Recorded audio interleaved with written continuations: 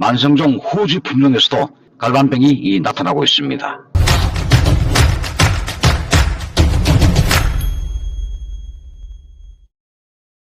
여러분 안녕하십니까? 사과 콜라TV입니다. 여러분 현재 그 대목 사과 때문에 신경이 곤두서 있습니다. 또한 이 탄저병이 확산됨으로 해서 상당히 손실이 예상됩니다. 한 나무에 2개 정도의 탄저병이 발생돼도 100나무면은 200개입니다. 컨테이너 상자로 3짝이 넘습니다. 그걸 바닥에 깔면 엄청난 양이 됩니다. 많아 보입니다. 아주 심한 점에는 한 나무당 30% 이상을 제거하신 분이 계십니다. 그런 가소원이 동네마다 흐다하게 많이 나타나고 있다. 그래서 탄저병 추가 확산이 더욱더 우려되고 있습니다. 제가 평소에 치료 및 보호제를 같이 혼용해서 방지하도록 거듭거듭 제가 당부를 5월 말부터 많이 강조를 드렸습니다. 물론 2021년도에도 제가 많이 강조를 드렸고, 그리고 치료와 보호제를 같이 혼용해서 방지하신 분하고 한 가지, 즉 치료제 한 가지만 하신 분하고는 엄청난 가을의 결과물이 달라질 것이다. 그래서 가을에 결과물이 좋아야 된다. 그 말씀을 제가 누차 강조를 많이 드린 적이 있습니다. 따라서 금년도 멀쩡하다가 최근 4일 전부터 갑자기 탄저병이 확산되고 심한 점은 피해 손실이 너무 크다, 이렇게 말씀을 드리고, 저는 또 제가 아는 것만 보는 것이 아니고 전국적으로 전체 현황을 파악하는 입장이다 보니까 심한 가수는 너무 심하고, 또한 그 반대로 깨끗한 집은 너무 깨끗하고, 그래서 아주 상반되는 현상을 나타내고 있다, 이런 말씀을 드리겠습니다. 이 탄저병이 심한 그 원인은 첫째, 비량이 많다. 그 다음에 햇볕이 없었다. 또 비가 많다 보니까 강원내 전체 습도량이 높다. 그래서 탄저균이 이병 확산되는 조건이 너무나 좋다. 호우 조건을 만들어줬다. 또한 여러분들이 보호제를 많이 쳤느냐 안 쳤느냐, 양량은 충분했느냐 충분하지 않았느냐, 이러한 것들이 방제 효과를 극대화시켰느냐 방제 효과를 저하시켰느냐, 거기에 이 보호제 개념이 상당히 중요하다는 말씀을 제가 많이 강조를 드렸습니다. 그럼에도 불구하고 기존 관행대로 이 방제하신 분들은 현재 상당히 이 애로사항이 많다, 이렇게 또한 말씀을 드리겠습니다. 홍도 품종이 특히 탄저병의 감수 품종입니다. 아주 예민하다, 그렇게 보셔야 되겠죠. 상단부 열매에 감염되면은 여기에서 병원균 포자가 새끼를 쳐서 빗물로 밑으로 뚝뚝 떨어져가지고 다시 2차, 3차 계속 기차 꼬리처럼 계속 연결돼서 감염됩니다. 그게 확산성입니다. 따라서 발견된 열매는, 상단부의 열매는 조기에 제거하는 게 원칙입니다. 동영 즉시 다 제거를 하셔야 됩니다. 땅에 걸어붙든가 또는 멀리 매몰 처리하든가 버리시든가, 그래서 가원 전체에 탄저균이 없도록 경중적인 조치를 취하시고 난 다음에 치료 보호를 하셔야 되는데, 사실 제 경험에 의하면은 지금 홍도에 탄저병이 많다 그래서 탄저 전문약을 친다 해도 방지하기 어렵다. 다만 그렇게 병이 많은 홍도밭에는 옆에 있는 후지도 상당히 우려가 된다, 이런 말씀드리기 때문에 후지라도 방제를, 치료 보호제를 충분히 하셔야 됩니다. 아울러서 제가 늘 강조드렸던 병원균이 여기 감염돼 가지고 다른 건전 열매로 옮기지 못하도록 하는 균카바, 균마가, 이런 제품도 제가 특정 제품을 홍보하는 것이 아닙니다. 저의 경험을 말씀드리기 때문에 그런 제품도 여러분들이 같이 혼용하셔가지고 살포하시면 방제 효과에 상당히 도움을 준다, 이렇게 말씀을 드리고 현장을 다니면서 추가적으로 설명을 좀 더 보태도록 하겠습니다. 현재 여기도 착색이 아주 잘 나타나고 있다, 이렇게 판단이 됩니다. 일소표에 또는 조류표가 상당히 많습니다. 특히 일소표에 나타난 자리에 왁스 보호 물질이 파괴됐음으로 인해서 탄저병이 감염됐고, 탄저병은 수인성 전염병입니다. 비가 오게 되면은 상단부에 감염됐던 탄저균이 하단부에 이병이 되면서 자꾸 번집니다. 7, 8대로 감염되게 되어 있습니다. 지금 여기 보시면은 제 눈에 대부분 보이는 것이 여기 하나, 이쪽에도 하나가 눈에 보이고 왼쪽에도 또 하나 보입니다. 보통 한 나무당 2-3개 정도는 보편적으로 감염됐다, 이렇게 보여지고 저 멀리 또 하나가 보입니다만, 심한 집에는 한 나무당 30% 이상이 감염돼서 다 제거하는 안타까운 일이 벌어지고 있습니다. 현재 탄저병이 급속도로 확산되고 있다, 이렇게 말씀을 드리겠습니다. 보편적으로 8월 30일 전후 늦으면 9월 1, 2일쯤 돼야 본격적인 착색이 나타날 것이다, 이렇게 판단이 되고 있습니다. 현재 후지의 착과 상태가 상당히 좋습니다. 금년도 후지는 이 과비대 이런 것들도 상당히 양호합니다.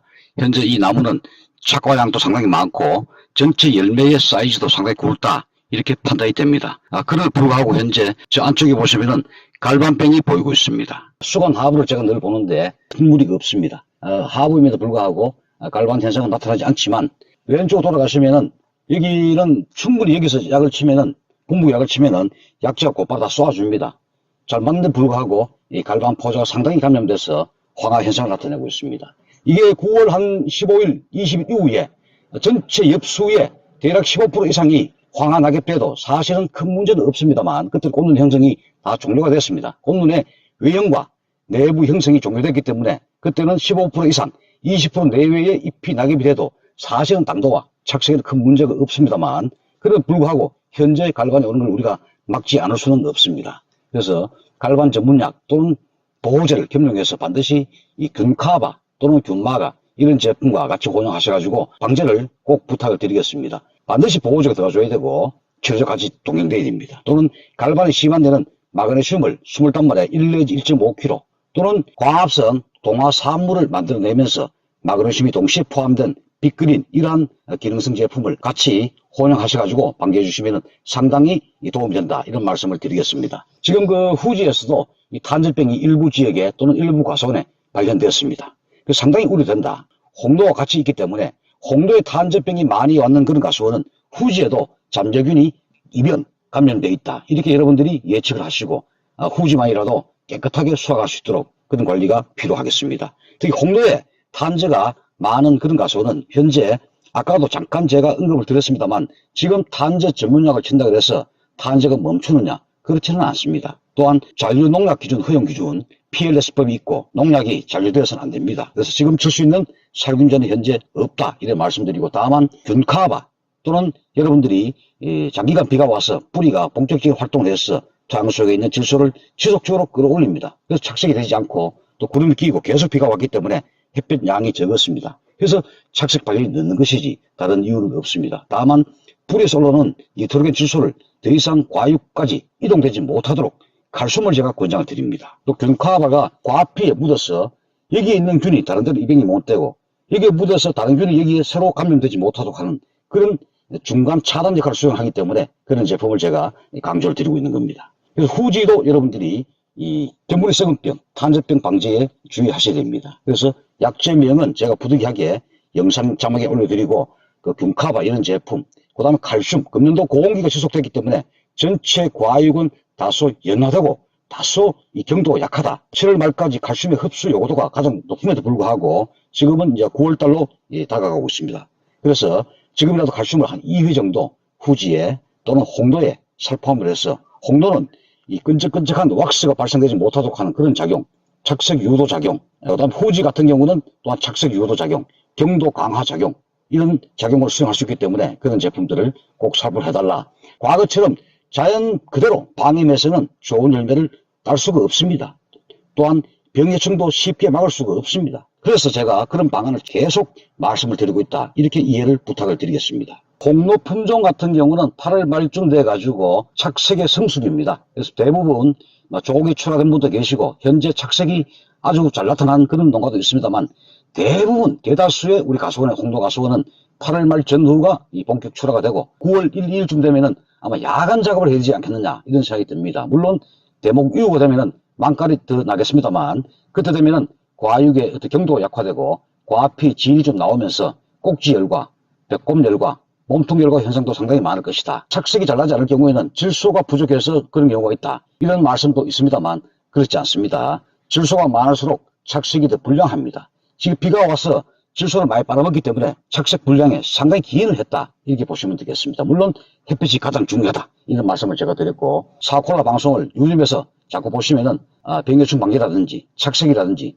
당도 향상에 상당히 도움될 걸로 제가 개인적으로 많은 생각을 하고 있습니다. 끝까지 사콜라 함께 사과농사, 복숭아농사에 임해 주시기를 바라겠습니다. 일부 회원들께서 후지 도장지를 언제 따면 좋겠느냐 그런 분들이 많이 계십니다. 지금은 도장지를 본격적으로 딸 시기가 아닙니다. 다만 이 주간부를 기점으로 해서 안쪽에 이런 복잡한 부분이 있습니다.